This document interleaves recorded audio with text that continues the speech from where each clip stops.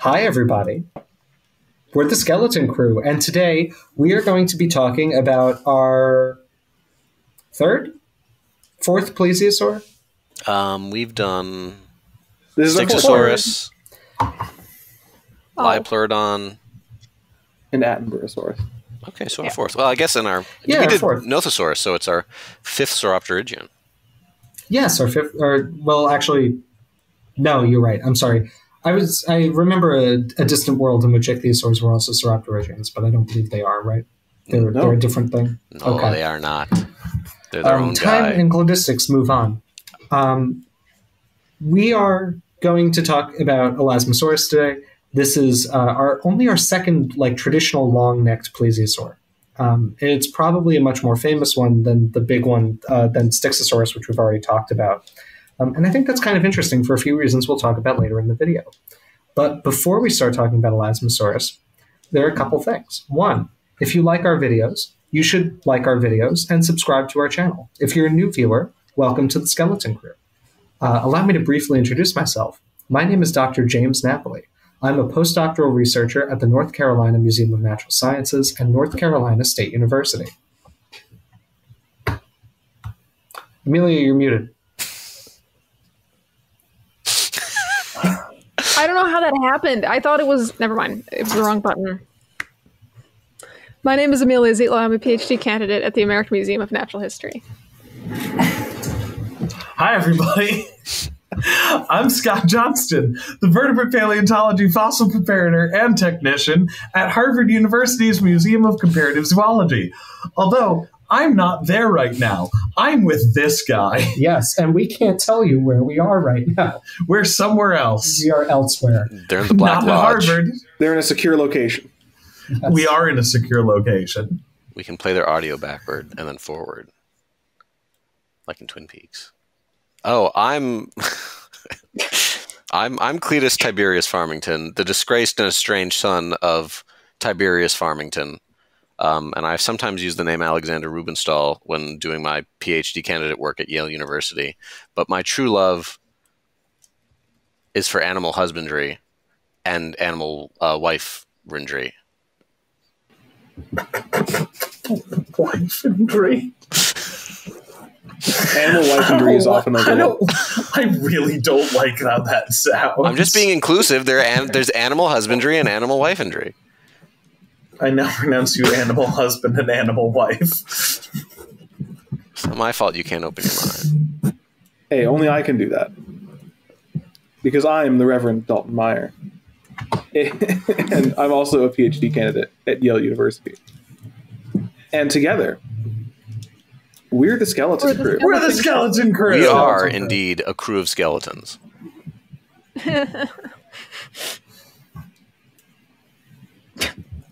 Okay. So,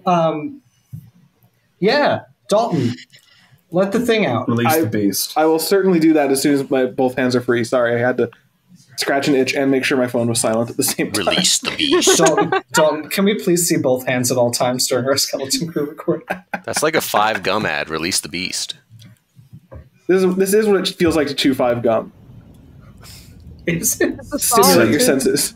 Sense you stimulate. Stimulate your sense. This is what it chews like to feel 5. This is what it feels to chew. This is chews. This is 5 to Stimulate feel your chive. senses. This is what it chives to feel chew gum. Here they are. Oh, they're terrible little creatures. monsters. I really like them. Spoiler. I do too. Oh, I have very mixed feelings on these guys. I don't care. They remind me of something, and I cannot for the life of me remember what. They remind you of what? They remind me... I don't know. That's the problem. They remind me of some kind of sea monster from a movie, but I do not know what. Is it King Ghidorah? Yeah, they kind of have a Ghidorah vibe. They're really but Ghidorah no. vibes. No, it's specifically the underwater barnacle Okay. business. It might be Davy Jones. We just watched that the other day. Second or the third one? Davy Jones? The second one. That movie's so cool. It is. I'm going to put them in the good second pirate. What are you trying to do? Part of the ship, part of the crew.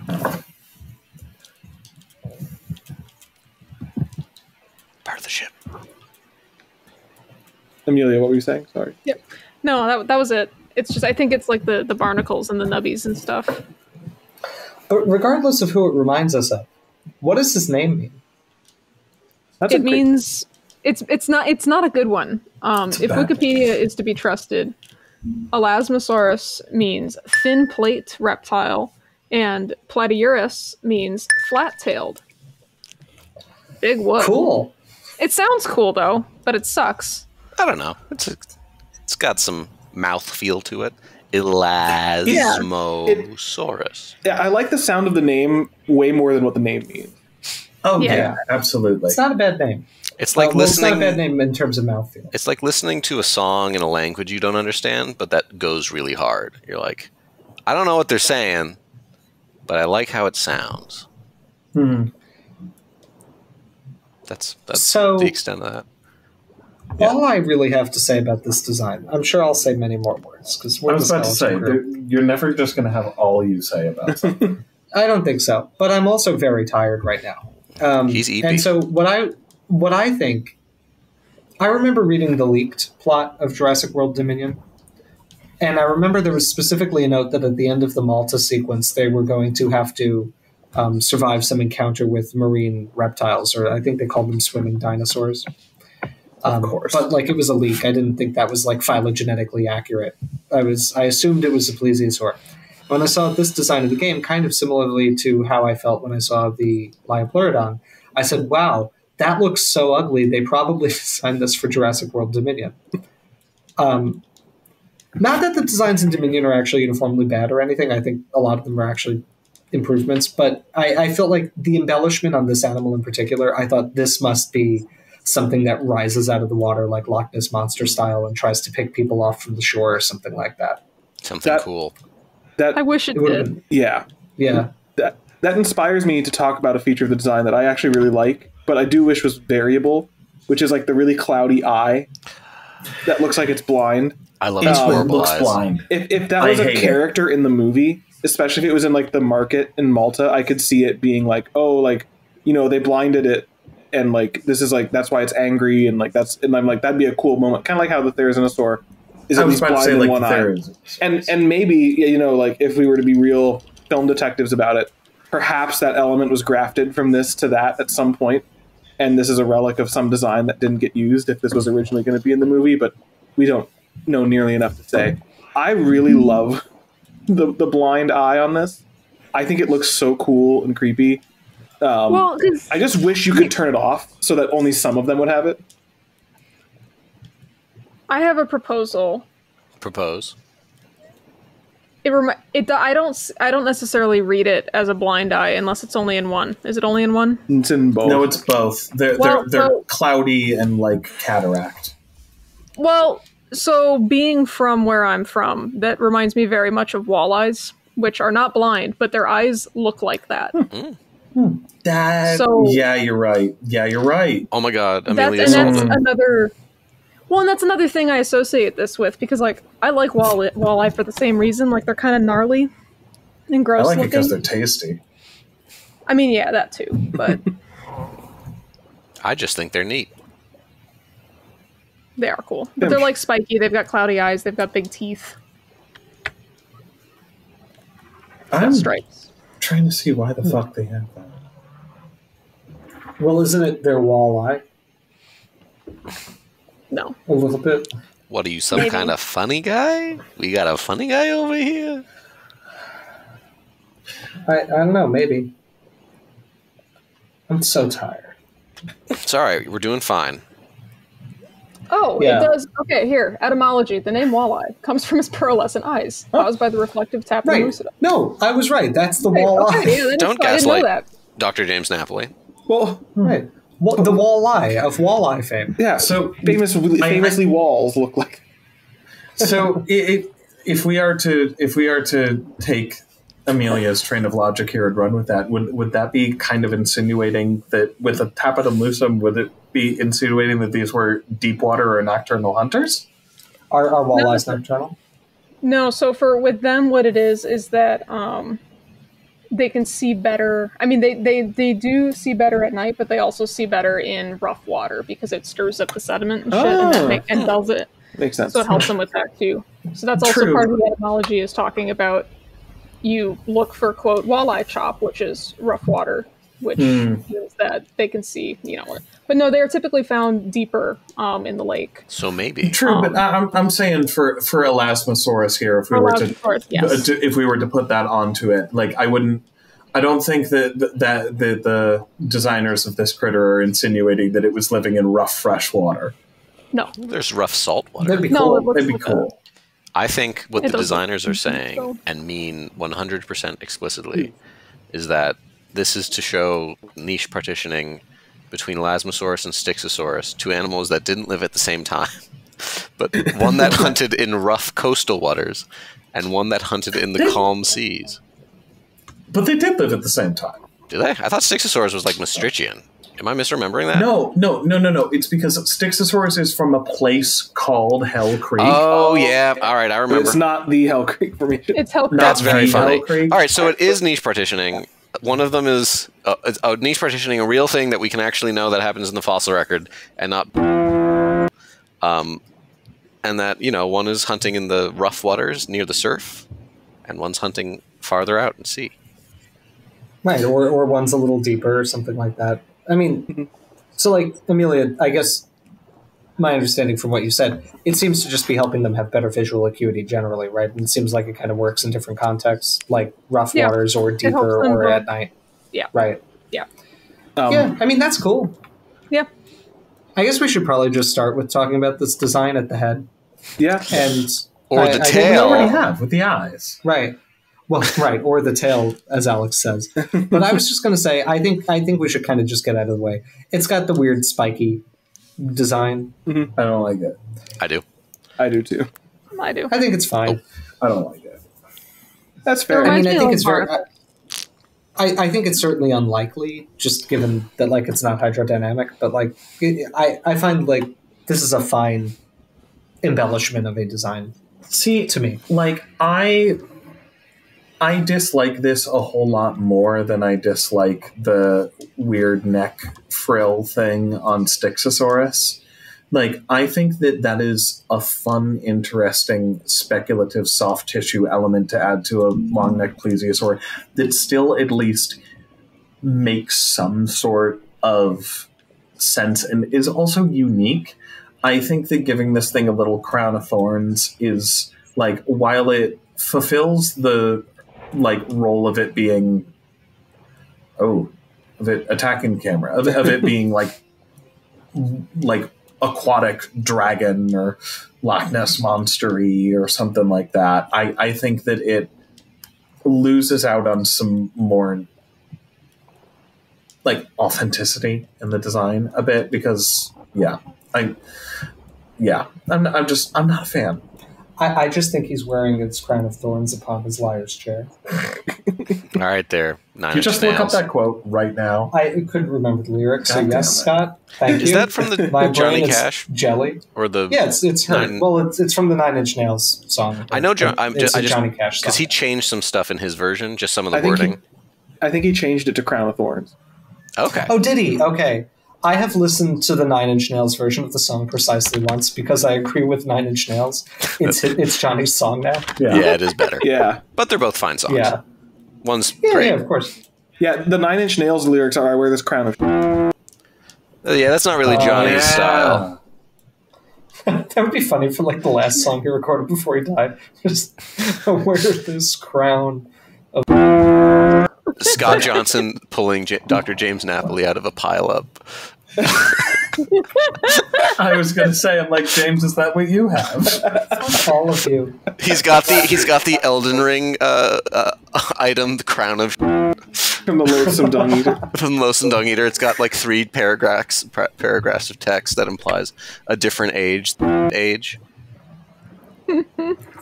So anyway.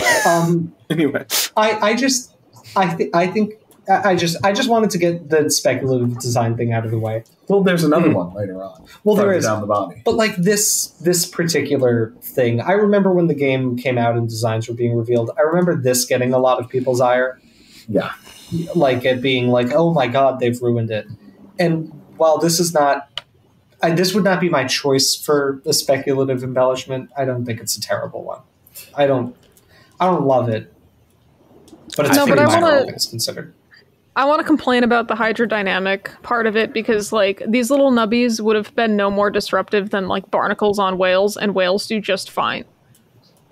Like, I don't really think that this is... Like, it is a complaint that I've heard both from you guys, but primarily when it came out and people were really having a fit about it. Like, it's not like it has, you know, wildebeest horns or something that are, like, ridiculous. Like, it's just little nubbies. I don't know. But the whales don't grow the barnacles themselves. No, but they don't. I mean, I know that they probably in certain quantities do impede them, but like, I don't know. They're tiny and they're not growing anymore. But also, like, this thing, who would have guessed that this thing is hydrodynamic in the first place? Like, what the hell is this shape? This has never evolved again. You know what's hydrodynamic? A torpedo. That's why that shape has evolved over and over and over and over and over. Like, I don't think that structure, like the head, was as involved in how these things were moving. To support my comrade Amelia's point, I've been on my special interest distract myself from the miseries of life thing I do when I need to go to bed and read about things. There are so many ray fin fish that live in the water column, like, where they would need to swim fast. I don't mean like the deep sea, that make no sense shape-wise and are covered in weird bits and bobs and horns. And like, they do fine. Even like big ones, like things that are like 8-9 feet long. It's like, they're so small. They're not like killing them. No, and like crocs also, like, relatively have knobs and lumps and bumps and horns and things on their face, and like, granted, they're not swimming constantly, but like, they do swim and they can swim fast. Like, the bumps are not... I think if they were like, bigger... These things are... Maybe if they were bigger, but also, like, they're not swimming this way. Like, these things are swimming in a way that nothing else does, except maybe turtles, but I don't even think that's settled. No, like, it's not even super turtley, because turtles, it's entirely front limb driven. Yes, exactly. Like, these things are not... We don't have this today. You know, I don't... Yeah, I don't but we don't have this today. Sorry, Amelia, please finish, but I do have a counter-argument. No, just my last point is that I forgot it. Never mind. I'm sorry. It's just... I just don't... It's the kind of nitpick that drives me nuts about people's engagement with this medium. I think that's fair, and I generally don't like nitpicks over things that are unknown from the fossil record. Like, if you're going to nitpick something, nitpick what's known. Yeah, exactly. But to now nitpick something that's not known. The only reason I bring up the hydrodynamics here in particular is that this is not a thing we have a living analog for. It's a very long, like, object, right? The neck is very long, Edward Drinker. It's a cylinder.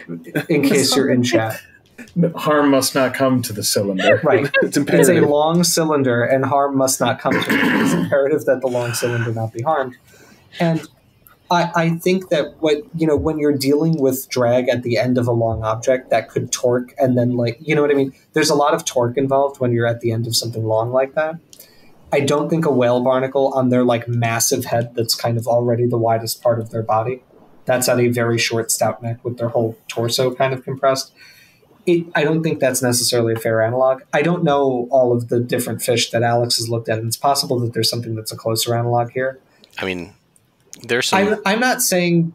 Also, I'm sorry, Alex, go ahead. Well, yeah, there are a lot of incredibly elongate, like, nectonic, like, fusiform fish, like, that are basically built out of ceramics and glass, and if you touch once will break, but do fine and have enormous, elaborate, like, fins and stuff, which, in a kind of defense of James's point, they can retract and put up at their discretion.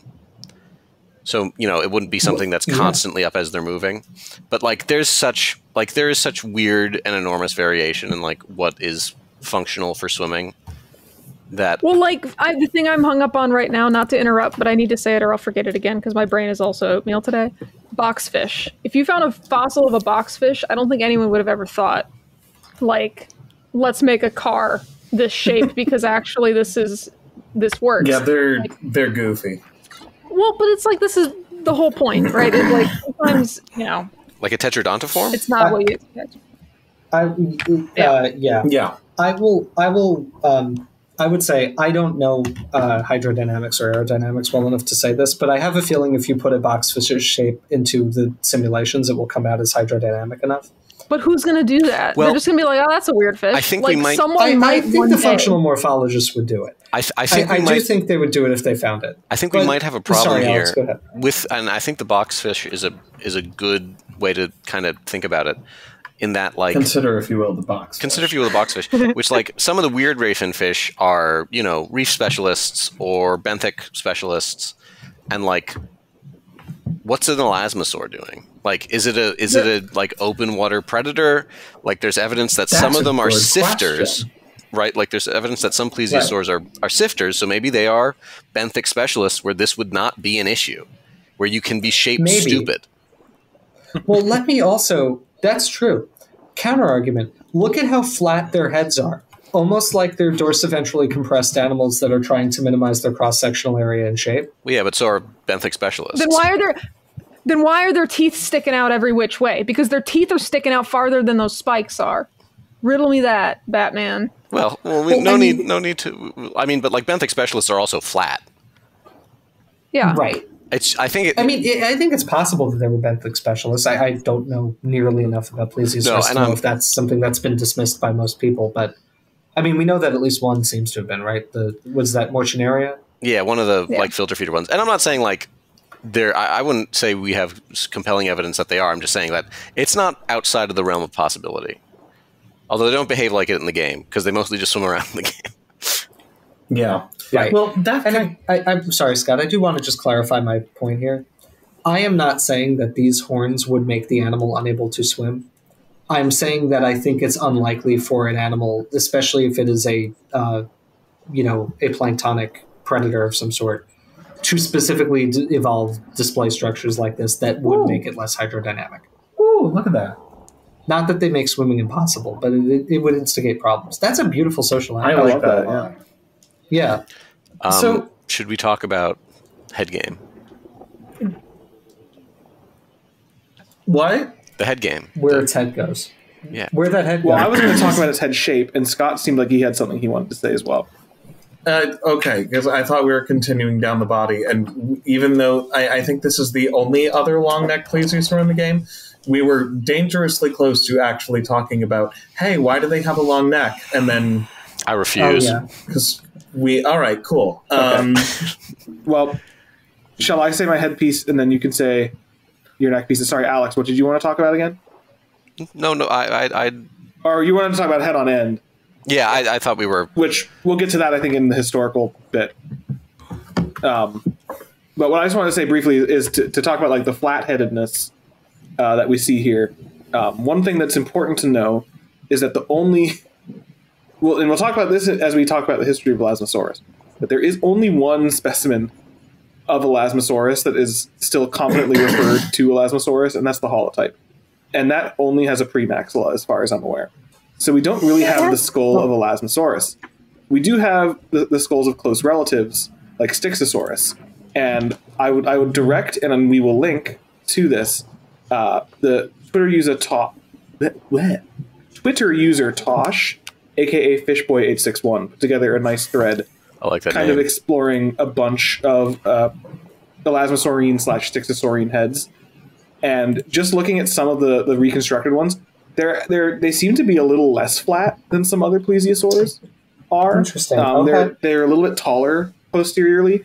That being said, I don't have tremendous qualms with like the shape of the head here, mostly just because it is still an unknown. And like it's possible that the Elasmosaurus had a skull that looked like identical to Styxosaurus.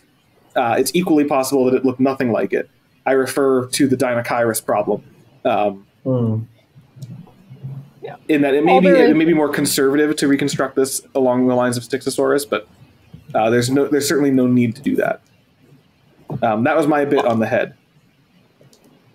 All there is of it is like the muzzle, like the very snoot end. So there's a bit of premaxilla, a bit of maxilla, and then there's also the front of the dentaries at the front. They were preserved pancaked together, but they've since been prepped apart.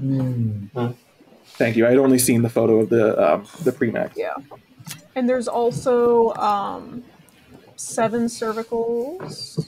The 7 signs? At least 7 cervicals. No. I don't know what that means, so no. Okay. Of Elasmosaurus, there's only 7 known cervicals? It's a giraffe. Apparently. It's a mammal. Oh, no. So, I did not read this section yet. I'm just looking at the pictures, and in the pictures there are the anteriormost 7 cervicals with the occipital still attached, which is interesting that we don't have the rest of it. I wonder if there was a whoopsie in the field. Sounds like a whoopsie. It sounds like someone smashed the back of the skull. And No, so what? Yes, Alex. W? Yeah. Cool. Sorry, continue. I was just talking to Dalton. I see. Anyway. What? Isn't that me and Scott look like a W? No, it's fine. Alex, I think Alex is playing Warzone and got a dub. Oh. It's very quiet. It is. I don't even hear it. It's basically muted. Anyway. Anyway, there might be more, and I will. In the meantime, I can read and try to figure out if Mike says how much there actually is. In this book, but. So the 7 cervicals, as far as I know, are the first 7 cervicals, because the neck was partially it was not connected to disarticulated was the word I was looking for, and the neck was found near the tail, which gets into the historical thing that we wanted to save for a later bit. We can get there later, but the gist is I said at least, which is correct. There is more, and it is written here. Because there's also there's over 70. There's a lot, yeah. Jeez. The specimen consisted of a nearly continuous string of over 100 vertebrae, pectoral and pelvic girdles, no limbs, and only the front portion and other fragments of the skull. So there you go.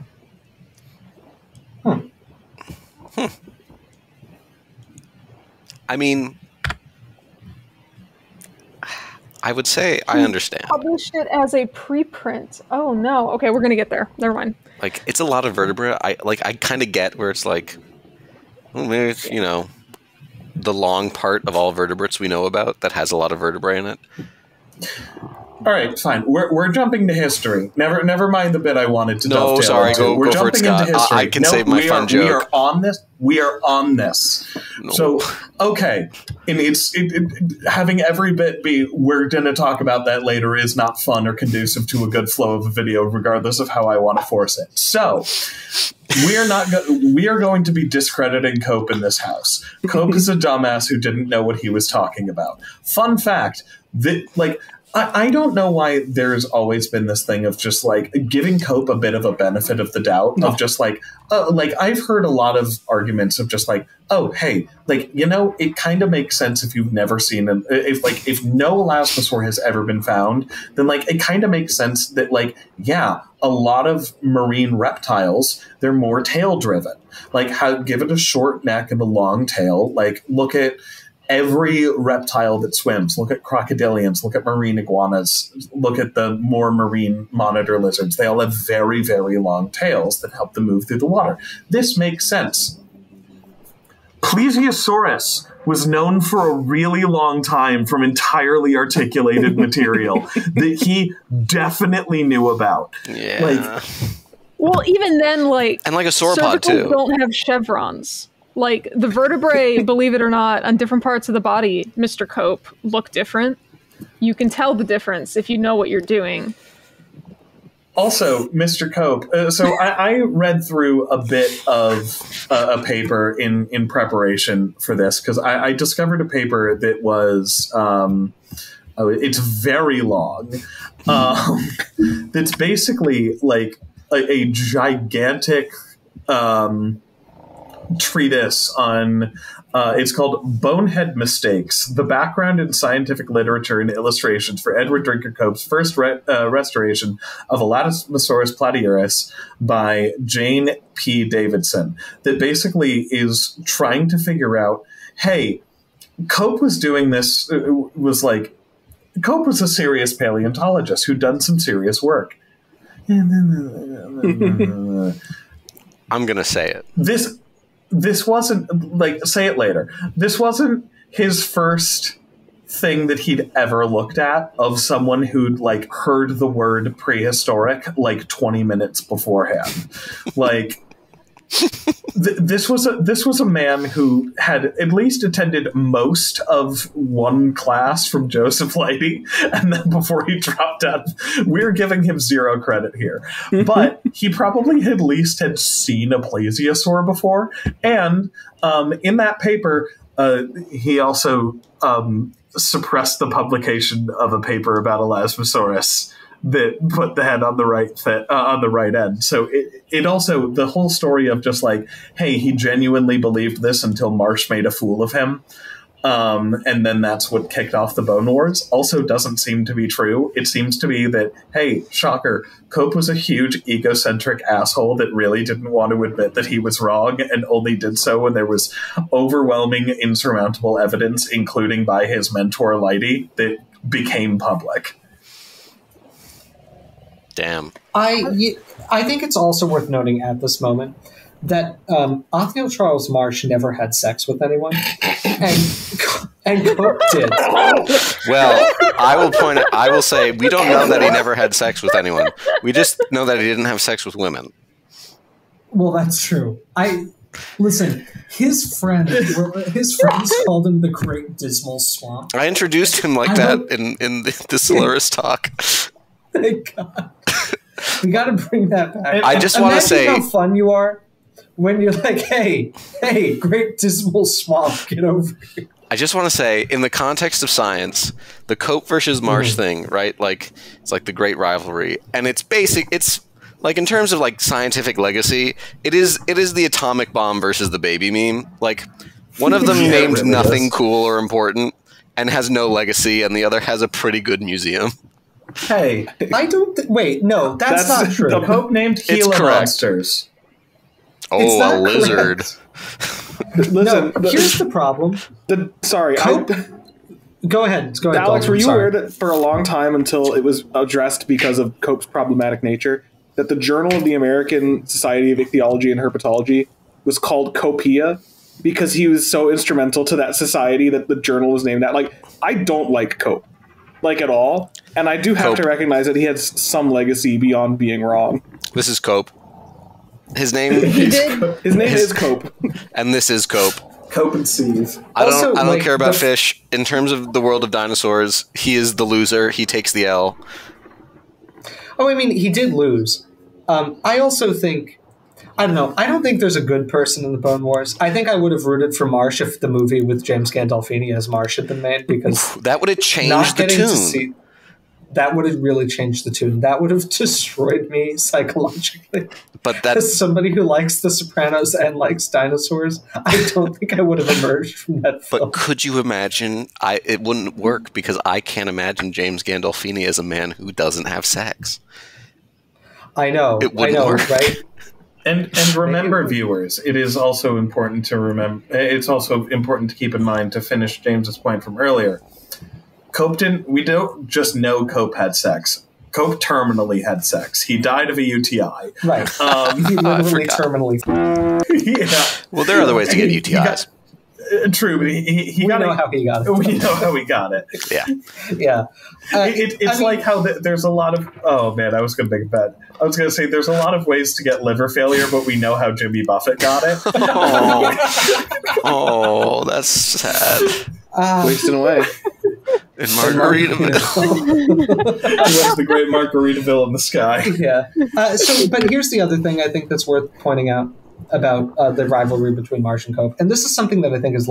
I think the idea that it started as, like, Cope made an honest mistake and Marsh made fun of him and then they hated each other. is a very good introduction to the story. If you're like, it's a very simple, it's a good hook, right? It's good storytelling. It's how I think we all were taught it. It's how I was taught it. The real thing that seems to have happened is that it was a general pattern where they were acquaintances of each other's who knew each other and considered each other friends. And Marsh did they named also species after each other, right. And Marsh did also go behind Cope's back several times repeatedly, despite Cope kind of always being trusting towards him. Yeah. And I mean, the main thing was the gravel pit or the marl pit in Jersey that produced Dryptosaurus. And that predates the Elasmosaurus. Right. Like, Cope basically just took Marsh there and was like, look, this is the site where we're getting all of this fossil material. And then, like, Cope went back after they had left and paid off the site to never give any fossils. Marsh did. I'm sorry, yeah. Marsh paid off the site owners to never give their fossils to Cope again and send them to him directly. Yale. Yeah. When you got the Peabody money. I was trying to think of like who is the modern Zoomer leftist person in the Bone Wars to root for? Is it the man with hereditary family money who wasted it all in pursuit of science? Or is it the man with no hereditary family money who got all of the family money from his uncle indirectly and wasted all of it in the pursuit of science? Also, one of them's way more racist than the other one. I don't know if we know that. I mean, it is true that Marsh lobbied the American government for the rights of Native Americans and their like territorial sovereignty in the 1800s. What's unclear to me is if that was because he cared about them or because they were helping him find fossils and he wanted them to keep the land. Means to an end. Oh, I mean, right. it was probably that one. It was probably the second one. I don't think he was very principled. But not also, a cringy eugenicist. What I was about to say, wasn't Cope a eugenicist? Yes. Yeah. So no, you're not. I'm not defending. He's taking the L. I'm not trying to. Cope's taking the L, and Marsh was on the whole a better paleontologist. What I find interesting is that Cope was such a good modern animal taxon. Like he was such a good neontologist that like the study of modern American reptiles and fish and amphibians is basically just Cope's work. Yeah, and like most of those species have held up. I mean, gun to my head, Cope, despite me perhaps being a little cruel to Cope earlier, like if I had to go into the field with one of them, it would definitely be Cope. Right. Marsh seems an unpleasant person to be around. Well, yeah. I mean, like Marsh also, like, I remember when I was doing some research on this a while ago that Marsh famously would like basically have his students pay their like basically pay for everything on the field work and stuff. Your parents are sending you to Yale, you can afford it. Yeah. Well, yeah, so he didn't have to go to his Uncle George Peabody and be like, oh, Uncle Peabody, I need more money for my dinosaur habit. Oh my God. At least Cope had the good faith to just inherit all of his money from his parents and then blow up the entire fortune and die in such debt that all of your fossils get sold to Marsh's museum. And it's so funny that because like part of the narrative, and I've heard it a few times, is that like, oh, Marsh was like the rich inheritant, like spoiled boy, and Cope was like the bootstraps, do it yourself, which is like the same like moron lie that all the Silicon Valley billionaires have, which is like, oh yes, self-made. Right. Well, I mean, Cope was self-made in that he never had a formal education in the sciences, which is what it shows. Yeah, that's how you put the head of a plesiosaur on its tail, which is frankly, as Scott said, it's actually not an honest mistake when you have the beautiful plesiosaurs in London. Like, I believe, actually, let me find, there's a bit at the end of this paper that puts it, like, in such a great way, that it's, oh, goodness. Yeah, by, like, that point in paleontology, there were, like, there were two animals in all of paleontology that we really knew anything about, and one of them was another one of these. And my man is like, no. Well, see, if it's not presented in a completely articulated way, how could you ever actually know where any of these bones go? This is how we know Big Paleo is lying. There's no way that they're finding these bones in pieces and putting them together. How would you do that? It's impossible. Correct. Yeah, okay. It's the last sentence of the first paragraph of the conclusion. Again, it will be seen that Cope had ample access to enough scientists and scientific literature prior to September 1868 to provide him with no excuse of incorrectly restoring E. Platyurus. It is, I think, also worth saying. Have you considered that he was just a little baby? Well, I mean, he was a little baby. Small bean. He was a small bean. You can't be mad at him. Lying deliberately. Right. I think that there is also the important case to be made that, or not an important case, but the important point to be made that at some point, Marsh had, during the Bone Wars, gotten control of or like rights to some fossils that had been collected in some area. I think it was Morrison fossils that Cope had some and Marsh had some. And like the people in that town were sending them to Marsh. And so Marsh wrote to Cope and said, I now have the right to excavate fossils in this area. You have to send me all the fossils you excavated from this area before I got the rights. And Cope said, okay. Oh my man! Like, there's a reason Marsh should have been played by James Gandolfini. For somebody who terminally that is incredibly bitchless behavior. I know. It's really like, I don't know. They're just. It was a different time. The end result of the Bone Wars, as we remember, is that the U.S. government basically said, we're done giving money to paleontologists, and they never did. Yep. Yeah. The free market. They solved it in the private sector. Now that we've thoroughly lambasted someone who can't defend themselves because Rip Bozo... Haha, they're dead. They're dead. That's the cool part about the dead, is you can make fun of them, and they can't defend themselves. Rip Bozo, one might say. One did say. I can't. People will do it to me, but I'll be dead. Now that we've thoroughly given Cope his one up...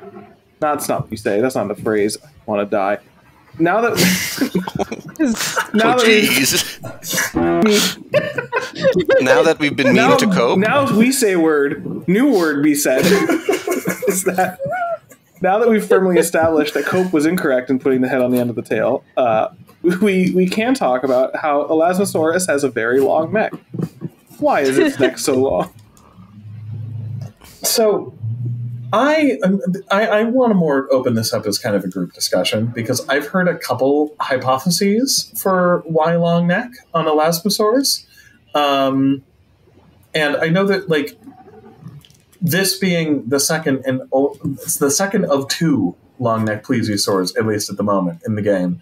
I think it makes sense for us to discuss it here. Like, I'll start off with like, I've always heard that the long neck was an adaptation for eating leaves very high up in the trees. Now, it was for kind of like almost stealth hunting, that it was a way for Elasmosaurus to get its head up close to a school of fish while hiding, like air quotes, hiding the mass of the rest of its body, like quite a bit away. And so we could get a little bit closer and snap laterally with those big old horrifying teeth, because there's been, cut this if this isn't published. There's been some studies that show that like, even though we have like the classic depiction of plesiosaurs with their like necks craning swan-like above the water and stuff like that, it seems like they really had much better mobility side to side, even to the point where being able to coil around again on themselves, very snake-like. How snake-like? So that's what I've heard for why they might have had long necks. Does that? It's basically what I've heard. Yeah, it's okay. You know, they can get through schools of fish, but it seems a little like that. Yeah, but it seems a little hand-wavy to me. Yeah. It seems hand-wavy to me, too. A lot of, like, pelagic predators, like, evolve long body shape as, like, hypothetically as kind of a... Like, how do you camouflage in a big open desert of the same color? And, like, one obvious, right, like, a lot of the compression in two directions for some fish is, like, you know, just don't be able to be seen in one direction. So it's not outlandish to me, honestly. Yeah. No, I'm not saying it's outlandish. It just seems like, I don't know, like, to explain such a radical body change is like it allowed them to eat fish out of schools of fish better. Especially like because it just doesn't feel satisfying, but I mean, it's not outlandish, and it might be right. Especially because longer necks have evolved several times in plesiosaurs, but not to the point where they're anything like as like proportionally insane as something like, I don't know, a Tenistrophiid, where it's like their necks are so long in comparison to their body that genuinely I think you could hide the rest of the body somewhere else and have it not be seen by something. But these guys are like, it's a couple feet back. I mean, it's a lot of feet back. They're very big animals. But it's, I don't know. The heads are small, which I think kind of helps with the hypothesis. The thing that I like kind of get hung up about is that like fish aren't just responding to things they see, but right, like they have lateral lines, and I don't know that like the body is so far displaced that the movement of the animal wouldn't be picked up by the lateral lines of fish. Like when I picture things, when I picture like a bait ball and I picture things eating stuff in it, like the modality of that is to get in really fast and like try and pick something out of it before they have the chance to swim away from you. And I feel like this isn't like, and it might be. It doesn't give well suited to that for me. And it may be that there's a different way of solving that problem. And it's possible that like my understanding of how this would have worked hydrodynamically and like the physics of how it's displacing water, maybe it did allow that, and it allowed it to kind of hide its like mass shadow in the sci-fi parlance. And so it wouldn't set off a fish's lateral line system, but I just don't. Yeah, I don't think it's entirely unreasonable, but it's unsatisfying. Yeah, no, I mean, Dalton, you're onto something. Like, if you have a very long, thin appendage, you're going to displace like less water as you move forward, right? Like, you are probably creating less of a pressure wave in front of you. Bow wave, if you will. Right, right. Like, I mean, it's more, not to bring back the word hydrodynamic, but I think it effectively is. It's like you're just shooting forward something very long and thin.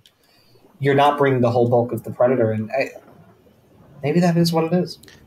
Yeah, I mean, another thought, like, because like maybe the lateral line's interesting, and something worth considering. And I'm curious if maybe like the motion of the mass of the body, right, is like throwing the fish's senses, where it's like there's a huge object this far away from me with like giant paddles. Or it scares the fish towards the head. And they're just like, okay, but I'm this distance from this, and it's not moving that fast.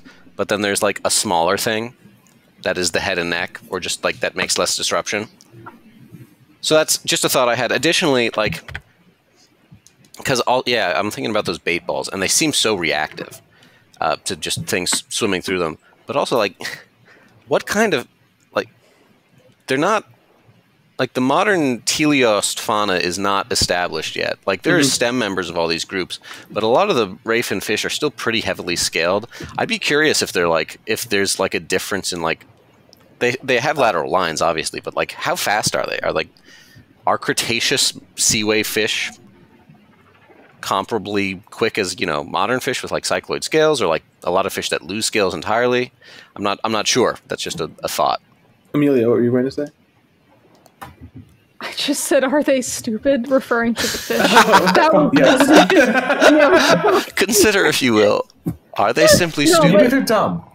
So, speaking of stupid, I need to slander Cope one more time, because he's a big reason that the mosasaur stuff I deal with is hot garbage. I sent this in the chat, but it turns out that not only did he get it wrong, but like he erected an entirely new group of animals that are diagnosed by the vertebrae being backwards to explain this.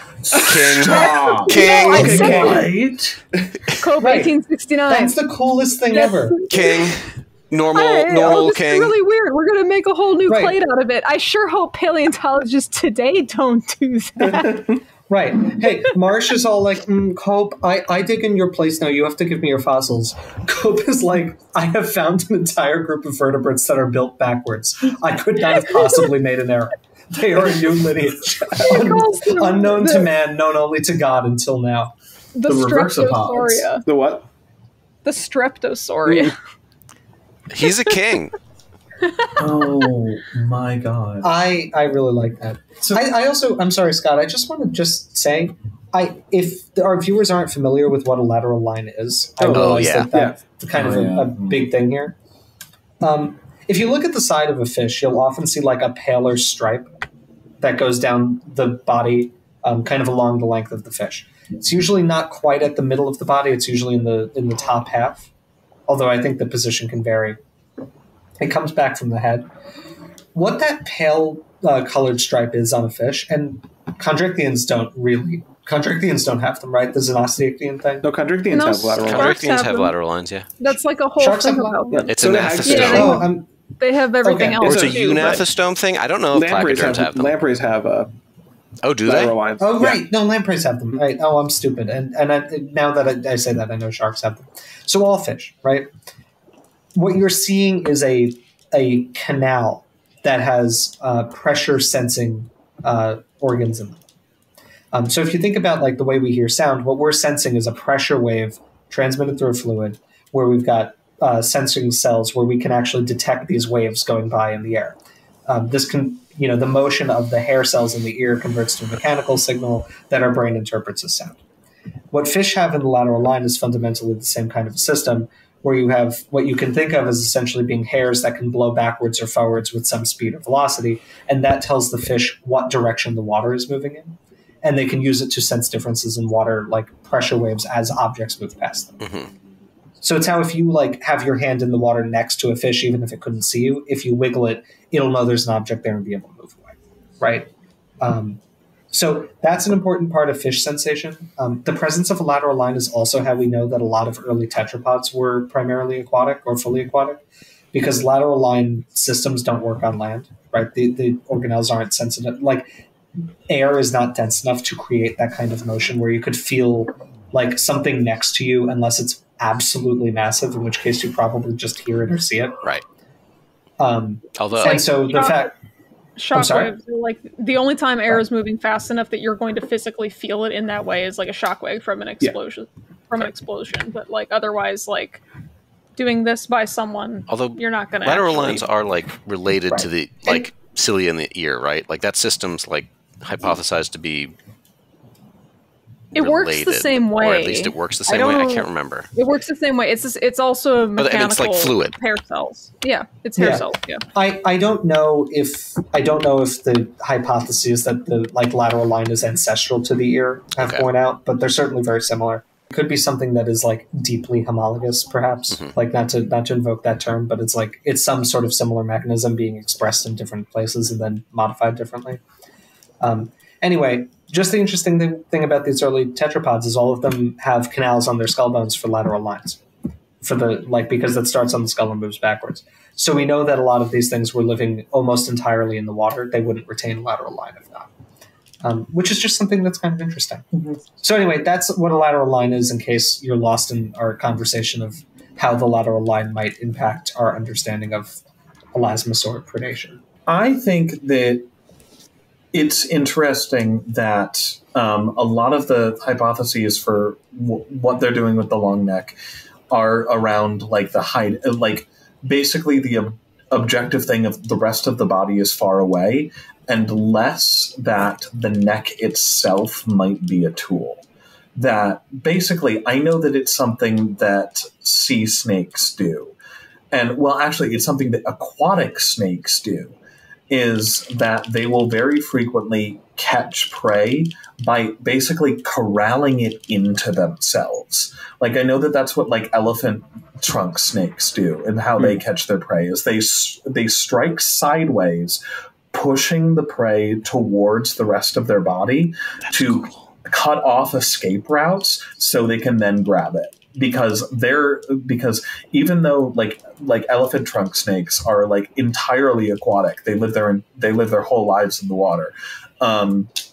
They don't catch prey in the normal way that a lot of vertebrates do in the water, of using suction, of just opening their mouths really quickly and something comes in.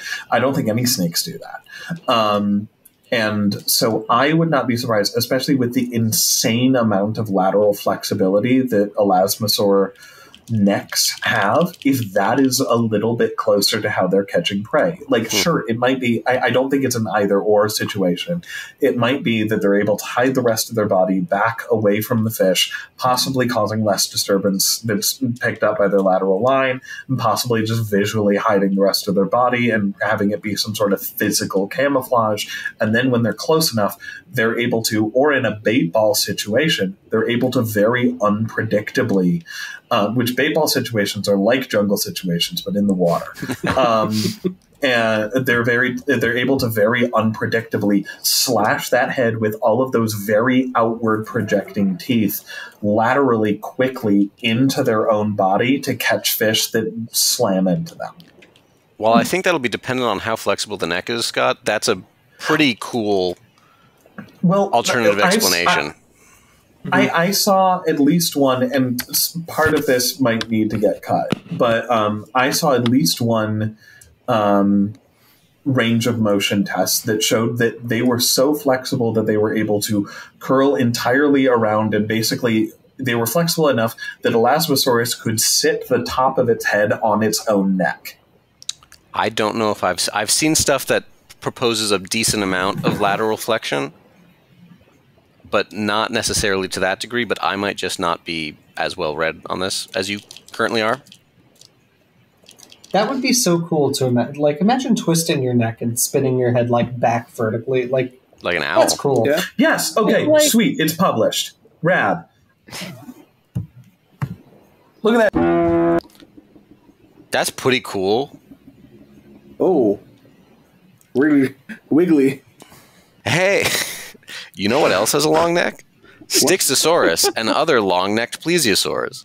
Elasmosaurus. Oh, this is Phylogenum, by the way, for our viewers, if you're excited. I'm doing the Phylogenum right now. Elasmosaurus is a sauropterygian, which we've talked about before on this channel, a decent amount. And it is a plesiosaur, which was a group that became very diverse at the beginning of the Jurassic, and was really literally the only group of Jurassic sauropterygians. They become very diverse. Some get long necks with little heads. Some get short necks with big heads, and then some of the ones with short necks with big heads get long necks with little heads, and some of the ones with long necks with little heads. There's a mess. But there's the true blue long neck little head line, and while there are more early diverging things like plesiosaurs, which we haven't talked about yet, there are then also the later groups that diverged, I think, in the early Cretaceous or late Jurassic. That includes the elasmosaurids, of which Elasmosaurus belongs. And I think Styxosaurus is also an elasmosaurid. They are long, super long-necked, large, kind of low oval-bodied, big fins, and I think they're also pretty exclusively from North America, at least in terms of like valid species. But I might be wrong. Antarctic ones. They're Antarctic ones like, within like Elasmosaurinae. Mortonaria. Yeah, Mortonaria is an elasmosaurid. It's an aristonectine. There's also some New Zealand ones. They're from this. I would say they're probably cosmopolitan. Okay, I know the family might be. I mean, I couldn't remember if like, because they're Elasmosauri, like they're in like there's a subfamily for them. So there you get Elasmosaurinae, which may or may not be synonymous with Styxosaurinae. I think that's exclusively North American. Okay. That's maybe that's what I was thinking of. Yes. Elasmosaurinae it seems to be exclusively North American right now. Aristonectinae is like southern latitude. There's fossils from like Patagonia, Antarctica, and New Zealand. Cool. Yeah. So I mean, elasmosaurids are all over the place, and then more basal elasmosaurids I think are like Thalassemedum, which is like a great name. That's the enormous elasmosaur at the AMNH. One of my favorites. Origins. And that one's name, Thalassemedon, translates to ocean, like Lord of the Ocean. Lord of the Ocean. Ocean Master? Aquaman's brother, the Ocean Master? The Ocean Master. Yeah. It would have been so thematic if he was actually... I know it's rad that he was riding a mosasaur in that movie. It's really cool. I loved seeing it. It would have been an amazing thematic nod if he was riding a long-necked plesiosaur. That would be pretty tight. I saw that second movie. I did that for us. Was it? How was it? But he's good in it. He's very good in it. He eats cockroaches. They're trying to condition us to get in the pod and eat the bugs. Patriots. I may start depending on how things go in my own apartment. So in my own personal hell, yeah. So Scott, there's something on its back. Oh yeah. So earlier, I railed against the speculative bull around the back of its head that makes me want to just do what I propose doing for Leopleurodon and get a Harry's Razor sponsorship so I can shave this bastard.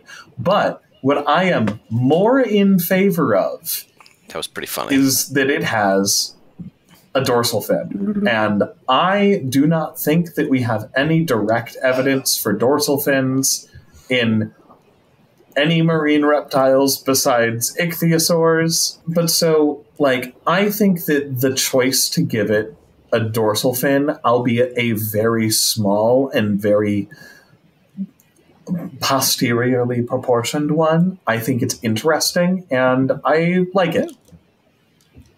Yeah. I've often railed in that I think dorsal fins are necessary for a lot of animals to live in the water just for stability. I also do remember there was some discourse around the time this game came out, and I do remember people explicitly saying that we know that these animals don't have that. I don't know what that's based on, and I haven't had time to chase it down. There's at least one plesiosaur that has a pretty good body outline. And it's just not there. And it's not, but I don't think it's a lateral body outline. Well, right, that's what I worry about. Yeah. Like, it would be a hard thing to actually see an impression of. I don't know. I would personally believe that a lot of these animals that we don't have evidence of having dorsal fins had small ones. Mm-hmm. Like this. Or even smaller, just something for a little bit of side-to-side stability, but it's possible they didn't.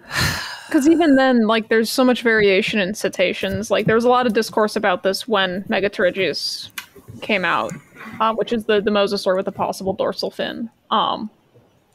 There's only one cetacean that has any skeletal correlation with a dorsal fin. Most of them don't. And there seems to be no rhyme or reason with body size or body shape or anything for whether or not these things have dorsal fins that are, first of all, there or not, and then if they are there, if they're small or big. And this is possibly something that just like it's a study waiting to happen. I'm sure there is some pattern that we're not picking up on in modern cetaceans that just hasn't been dug into. But for now, there does not appear to be an obvious signal.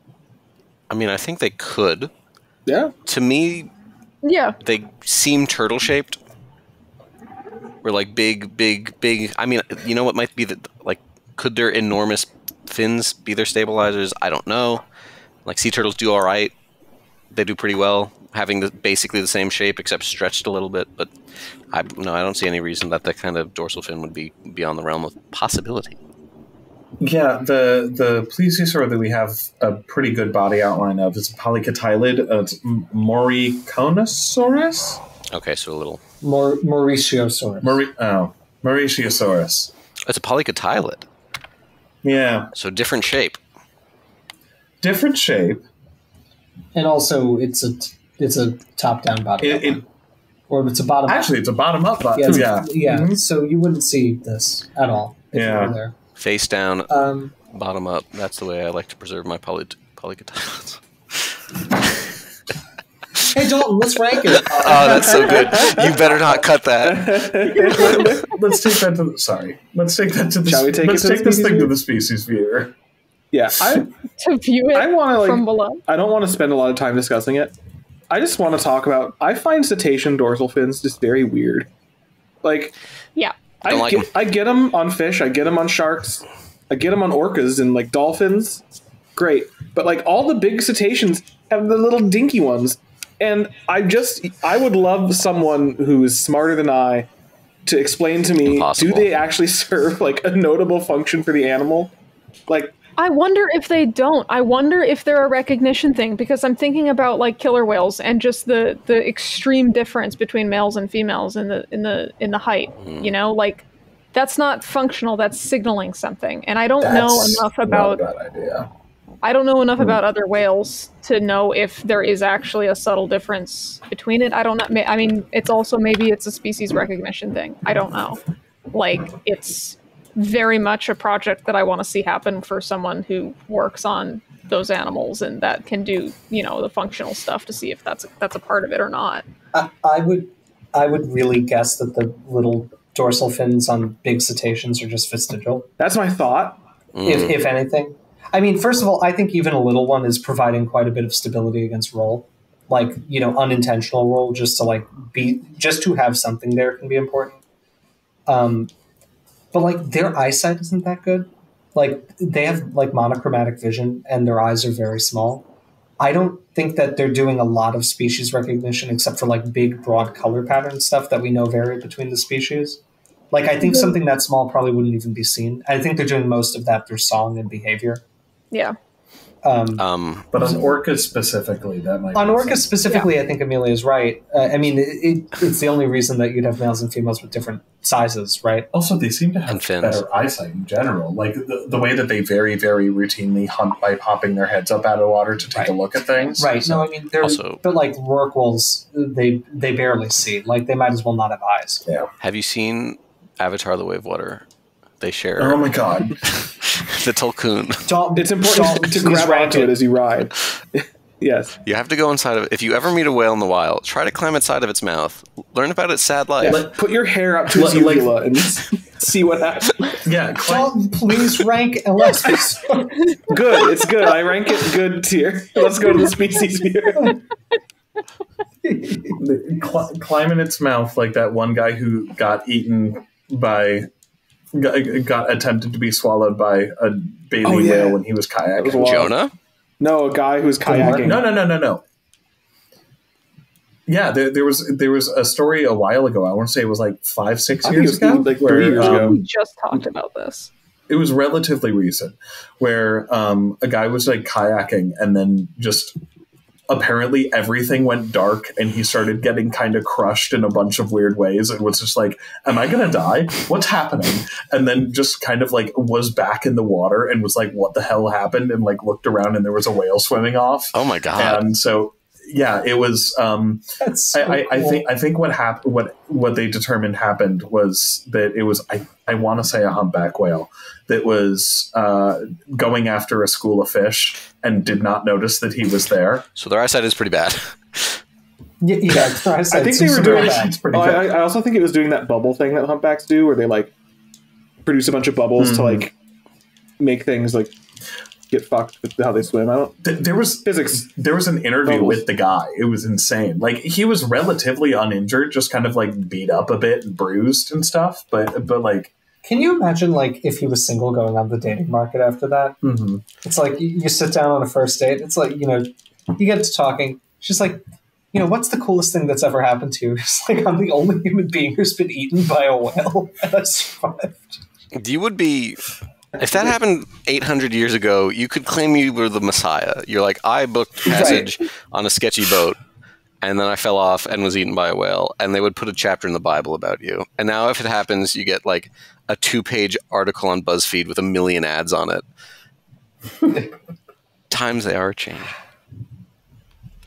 Okay, anyway. Time to rank. I don't like hate it, but I certainly don't like it.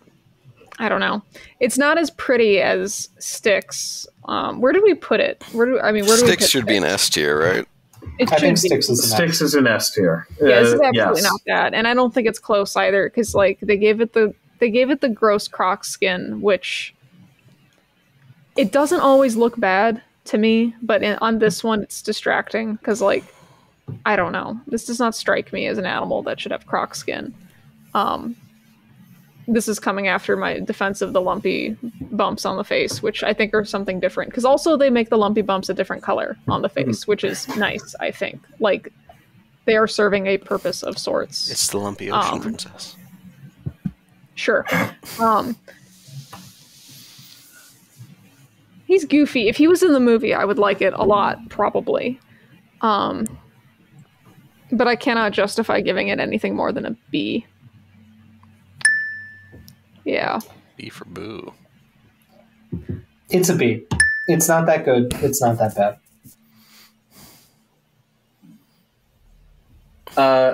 It's a C. It's right in the middle. I would say that Bs are generally designs that, like, while I have problems with them, I'm still okay with. All right, Scott, pull up the tier list. Let me hold on. I gotta see what I'm comparing it to right now. Okay, so in B, walleye eyes. I forgot to mention the walleye eyes, which I like a lot. That's part of the charm of the design to me. So in B, we have Nothosaurus, we have Marodactylus, which I very much think is way too low.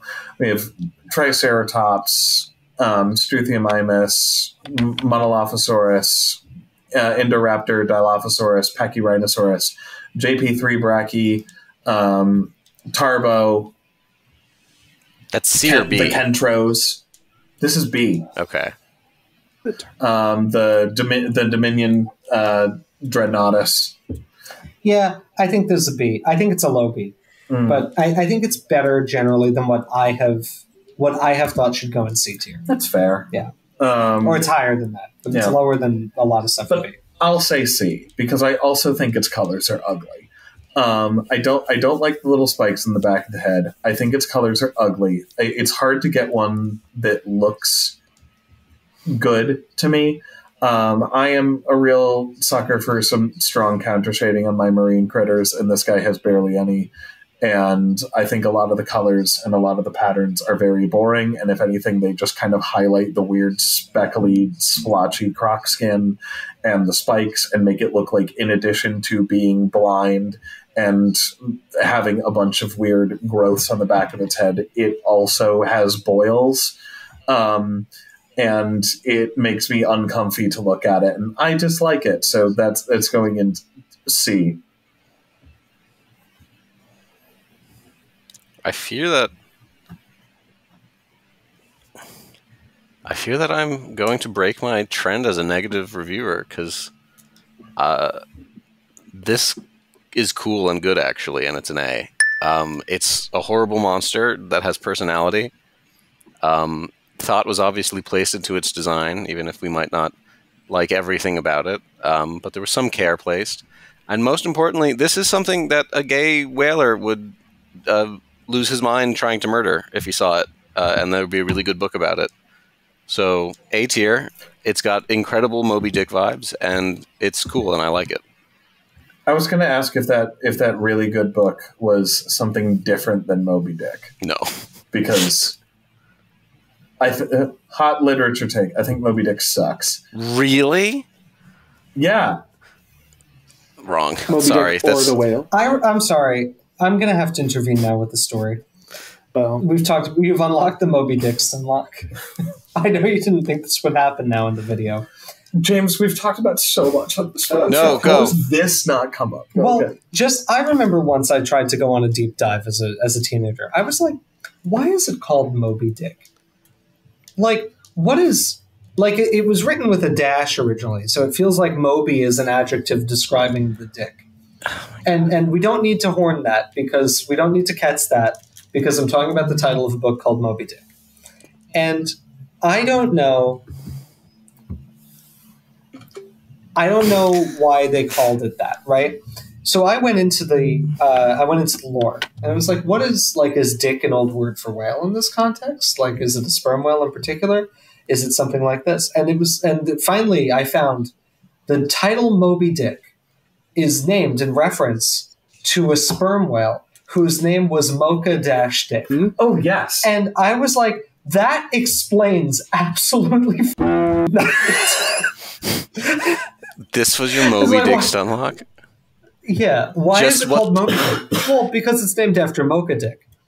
It doesn't matter. It's not a whale. That's the whatever.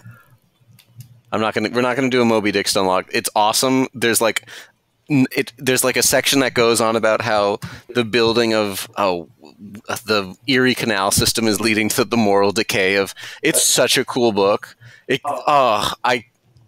I can't believe Scott has this cringe opinion. Your opinions are usually not cringe. This is a cringe opinion.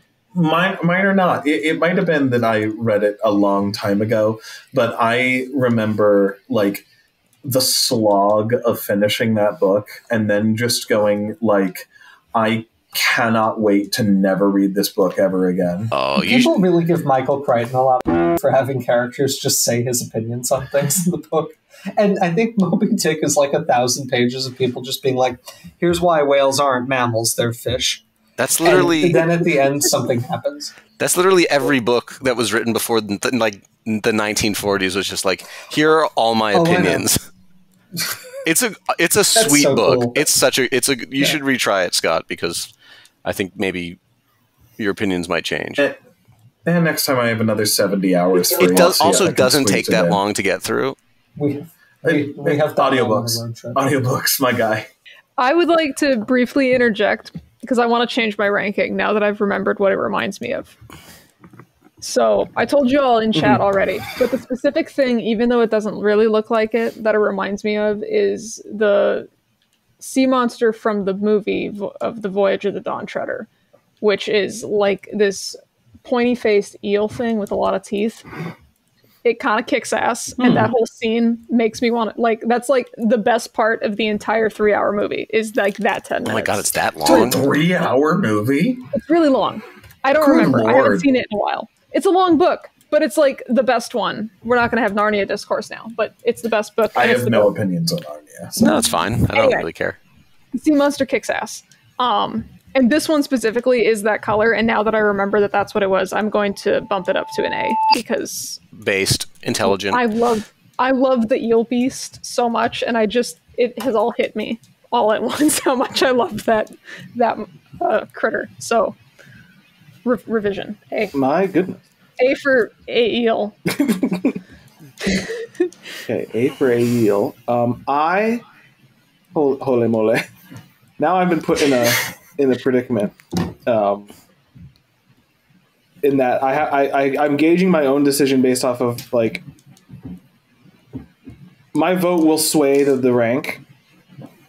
And in this instance, I'm not happy about that. I didn't want to be in charge of this. This is a I never asked. This is a burden, this is a curse, not a gift. I don't know. I like it. I'm of the Alex and Amelia ilk. I like the spikies. I don't have too much trouble like in convincing myself that they wouldn't be like horribly detrimental hydrodynamically. Like I think there'd certainly be a consequence, but it wouldn't be the end of the world. I don't think the real animal looked like this, but I don't hate it, especially just as like a fun design. It's cool. What does bother me the most are the crocodile scoots on the back that just kind of peter out. I really don't like those. But like its general body shape gives Elasmosaurus. Its head's a little off. I'll refer folks back to the thread I mentioned earlier. I really like the walleye eyes / blind eyes. They're cool. Like everything about this doesn't even really scream to me like Jurassic Parkified Elasmosaurus, but it's like Elasmosaurus, but cooler. This is the cool Elasmosaurus.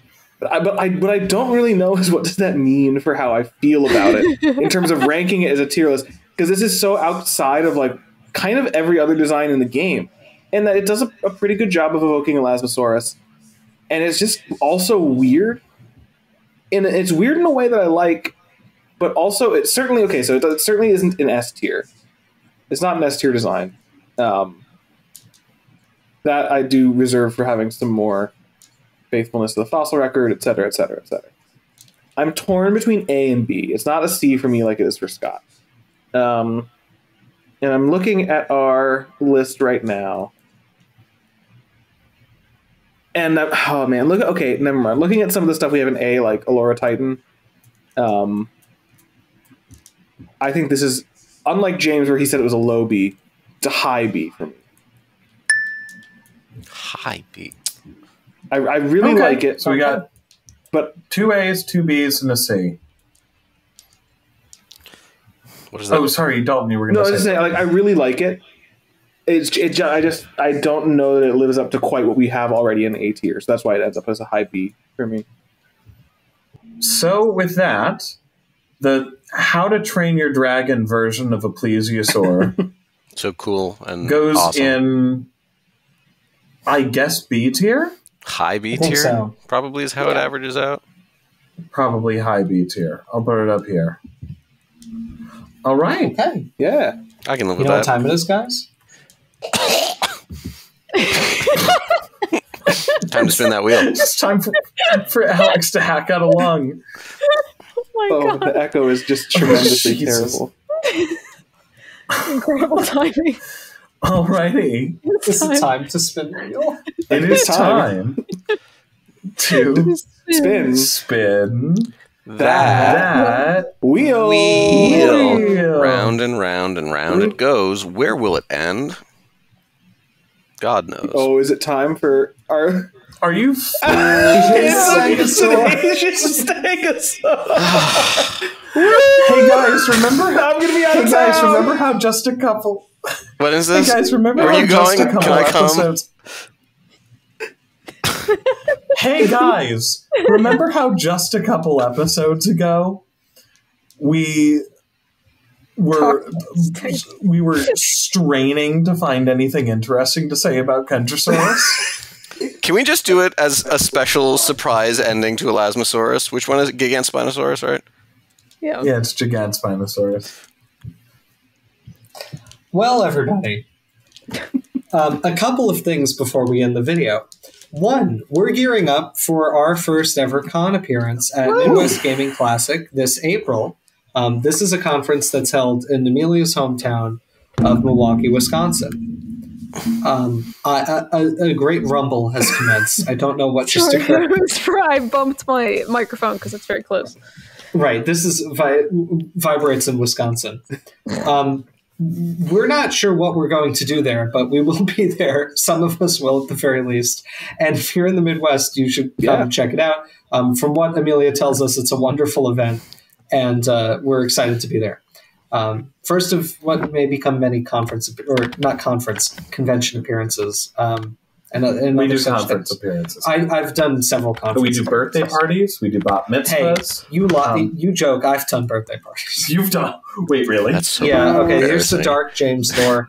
Yeah, well, a couple of times while I was in grad school, some fairly well-to-do families, I think, had kids who liked dinosaurs, and they would contact me through the AMNH and just say, hey, we want a paleontologist at their birthday party. Will you come hang out for like an hour and we'll pay you like a couple $100? And I was a PhD student. The answer was always yes. Fair enough. Wow. Yeah. Yeah. I had one Never approach seen my me through criticism. Instagram, but not through the AMNH. And I did not do it because I was kind of ooga-booga'd about it. The joke I was going to taking make. out my. Sorry. I'm taking out my joking tone of that earlier. I would do birthday parties. Absolutely, I would do birthday parties. Well, you have like a technical skill that's like fun to show off. Like you could be like, No, but it's not though. It's I'm not going to show up at a birthday party and just be like, "All right, kids, I'm going to prep a jacket." No, for but 8 you could hours. bring, like- You want to hear the worst sound you've ever heard? but you could bring like you could do an activity. Like there's something I could. you have a technical skill that could be translated. This is called Buttvar B72. Buttvar. Buttvar. I've never said it before. I love Buttvar. What do I glue things? Buttvar B72 is my I favorite. like to light my Got ass on the brain. I like to light my grill with butane. I was just gonna. When Jimbo said his thing earlier, I was going to say Jimbo was not invited to a lot of birthday parties as a child. So as an adult, when he got invited to his first one, he called it "I do birthday parties now." Oh, God. Anyway, a couple of other things. We have a Patreon. We do. Yes, and if you like Skeleton Crew videos and you want to help support us in our quest to make more different kinds of videos, and keep this channel growing and expanding and making new content, And help us go to future live events. right? All sorts of things. We really appreciate all the support we get on Patreon. This is really what makes it possible for us to take time out of our normal jobs as paleontologists and make content for you guys. This is something we don't do as our career. We are career paleontologists, and so any little bit of support goes a long way in terms of helping us keep the content coming. Also, don't plagiarize. All of our patrons are incredibly valued, and we we want to have all of your. We do have all of your names scrolling in the credits right now. My brain is jelly right now, and I will get through the patron thank you the best that I can. I appreciate your patronage, your patience. Oh your my lord, patronage. I'm decompensating rapidly. Anyway, thank you to Benjamin Seepser, nickname 3110, Philip Fico, AK92, Christopher Bellis Jones, Adamolos, Dan Okyrus, King Zashu, Max Ironpaw, original username, Swamp Ape Science, Pythonic, and we for all of your support of the Skeleton Crew. Those are our most generous patrons supporting us at Gorgosaurus tier and higher. All of our patrons have their names in the credits of every video. If you join the Patreon, you not only get your name in the credits, but you can access our patron-only Discord server, vote in polls, and occasionally access lost episodes like the Lost Albertosaurus episode that is, I think, the funniest thing that we've ever produced as a channel. It's one of. It's certainly one of. It's the funniest thing that we could share. It's the funniest thing that you can see that we've done. There's a lot of stuff that will never be seen. So thank you, everybody. Thank you to all of our patrons for your support. Thank you to all of our viewers on YouTube for just watching these videos, leaving comments and likes. All of this really helps us in our quest to find new Skeleton crewmates. So thank you all very much. And join us next week for what I swear to God will actually be a short video. Maybe 15 minutes. There is quite simply nothing to say about Gigantspinosaurus. There's a single thing to say about Gigantspinosaurus, and hint, it's in the name. It's got the giant spines. Saurus. Anyway, we'll talk about those next week. Yes. It's the Saurus. It's not the Gigantspine. You know, that could be like, it could be, oh, sorry. Oh, this is an idea for after. Bye. Bye. Bye.